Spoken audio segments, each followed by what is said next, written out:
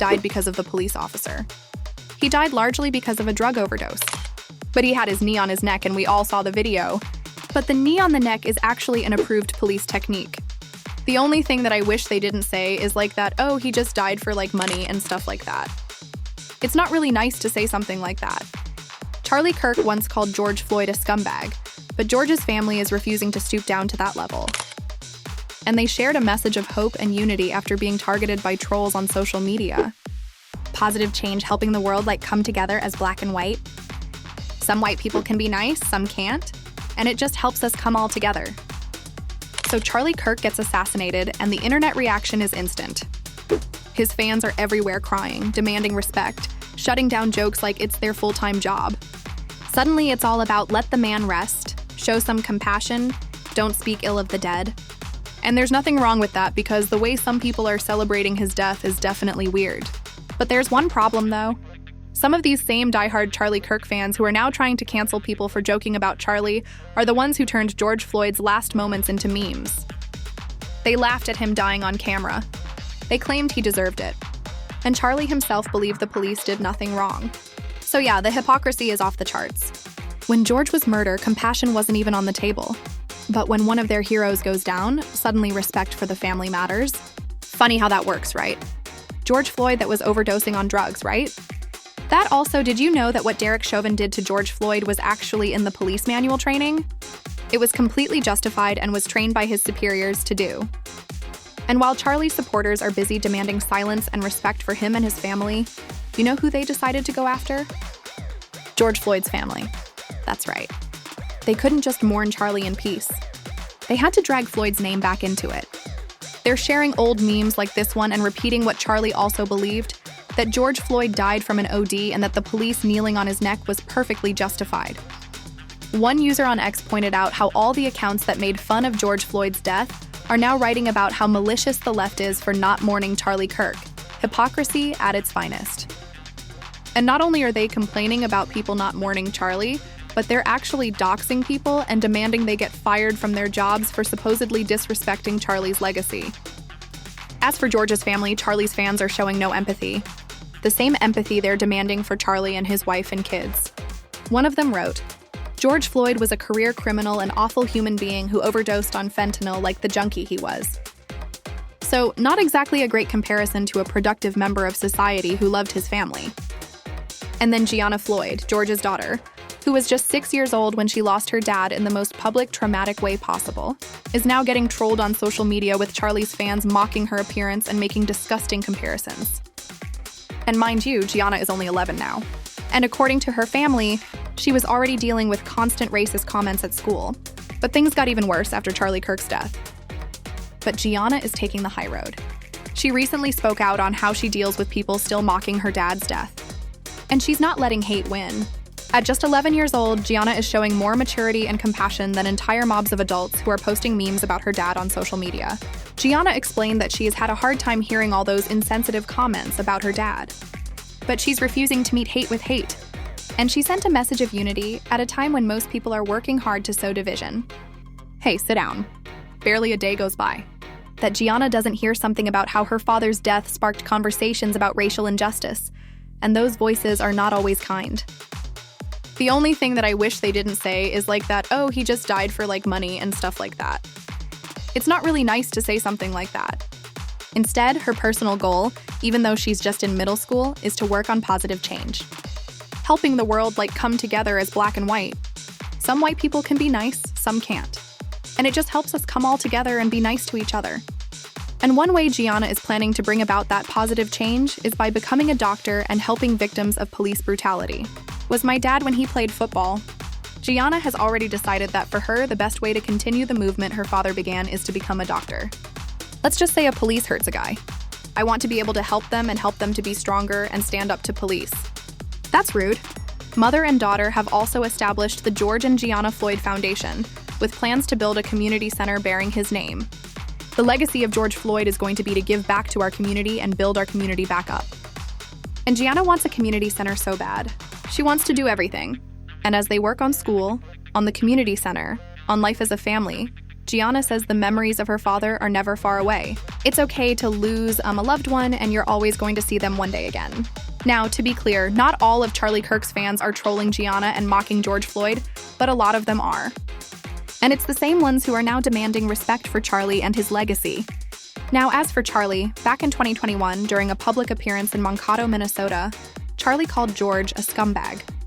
And he repeatedly defended the police officer Derek Chauvin, who was sentenced to 22 and 1 or 2 years in prison for murdering George. And one of the ugliest lies Charlie Kirk spread was that George Floyd didn't die from police brutality. He claimed George OD'd, and he kept pushing that line even after it was debunked in court. I saw a clip somewhere that you were trying to get the officer who murdered George Floyd pardoned, and I just want to know what your reasoning was about that. Well, George Floyd didn't die because of the police officer. He died largely because of a drug overdose, but he had his knee on his neck, and we all saw the video. But the knee on the neck is actually an approved police technique that police departments taught Derek Chauvin to use. Do you know that George Floyd was saying, "I couldn't breathe"? Well, before that restraining technique, and so why they used the technique if he already couldn't breathe? Well, because he was actually resisting arrest, and they had to restrain. Resisting arrest, and they had to restrain him. And they restrained him in a way that they were taught to do, which is the knee on the neck technique. Okay? So when does the technique end? Like when they die, like he said, the technique ends when the individual stops resisting arrest. His cause of death was not asphyxiation, it was overdose. Now let's be clear, that's not just wrong, it's propaganda. Multiple medical experts, including the Hennepin County Medical Examiner Dr. Andrew Baker, testified that George Floyd's death was caused by asphyxia. His lungs literally couldn't get air because Derek Chauvin's knee was on his neck for over 9 minutes.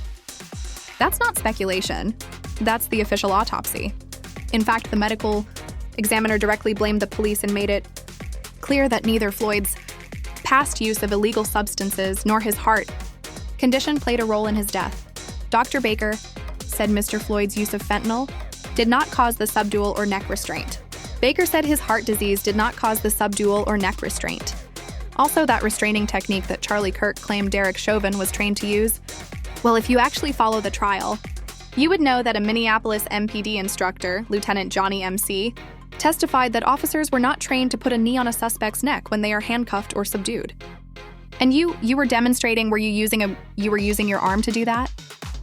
That's correct. Can it also be done with a leg? It can be done with the leg. Does MPD train on how to do it with a leg? We may show the younger officers in the academy what that looks like, but we don't train leg neck restraints with the officers in service. And as far as my knowledge, we never have. Besides that, the department's chief, Medaria Arredondo, testified that Chauvin's use of a knee on Floyd's neck violated policy, values, and ethics. Arredondo said, "It is contrary to our training to indefinitely place your knee on a prone, handcuffed individual for an indefinite length of time. That in no way, shape, or form is anything that is by policy. It is not part of our training, and it's certainly not part of our ethics or our values." Once Mr. Floyd had stopped resisting, and certainly once he was in distress and trying to verbalize that should have stopped. So, in other words, Charlie Kirk blatantly lied about Derek Chauvin just following the standard protocol, and he kept repeating that lie over and over again. Now, as for Charlie's claim that George Floyd died of an OD, yes, fentanyl and other substances were found in Floyd's system. But here's the crucial point. Having substances in your system is not the same as ODing. And as I mentioned earlier, the medical examiner who performed the autopsy made it clear that these substances did not play a role in Floyd's death. Instead, Floyd died from asphyxiation, meaning Derek Chauvin's knee on his neck is what killed him. And that's a fact supported by multiple expert witnesses, including every single independent medical expert who analyzed the case. George Floyd's cause of death was homicide. Pressure on his neck and chest that stopped him from breathing. So why push the OD lie? Because it gave people like Charlie Kirk's audience an excuse. It let them avoid talking about racist policing by pretending George did it to himself. It gave cover for mocking him, demonizing him, and ignoring the reality of what happened. That's why this claim is so dangerous. It wasn't just false. It was deliberately designed to erase accountability. So now, watching Charlie Kirk's own supporters demand sensitivity for him, the hypocrisy writes itself. And this is the double standard that never seems to go away in America. We've seen the same script over and over with George Floyd, with Eric Garner, with Trayvon Martin. But when it's someone like Charlie Kirk, a whole different story.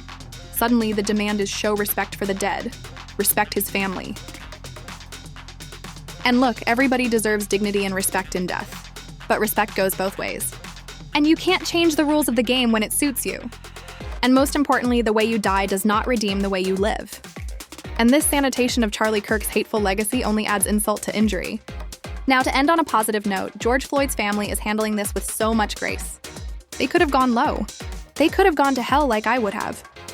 They had every reason to clap back to remind the world of how Charlie Kirk smeared George Floyd's name. But instead, they chose a different route. 11-year-old Gianna showed more strength and compassion than the trolls attacking her online. And she spoke about unity while the ones mocking her father's death are working overtime to spread division. Well, now I want to hear from you. Did you see the way Charlie's fans acted online versus how George Floyd's family responded? How does it make you feel seeing a little girl, an 11-year-old like Gianna, handling herself with so much grace? And do you think people would have reacted the same way if it were the other way around? Drop your thoughts in the comments, and I'll catch you in the next video.